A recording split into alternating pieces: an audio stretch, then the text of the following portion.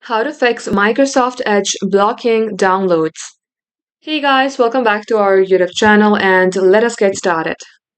First thing first, open your Microsoft Edge and open a new tab. Then click on the three dot icon that you see on your right hand side and open Settings.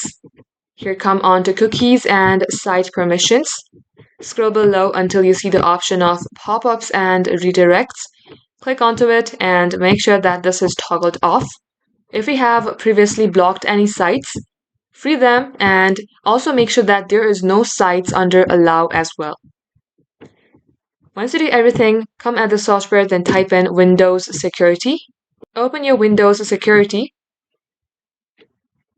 Then click the option of Virus and Threat Protection. Click on to Manage Settings. Toggle this off of Real-Time Protection. Once done, click on App and Browser Control. Click for Reputation-Based Protection Settings, and also make sure that this option is toggled off.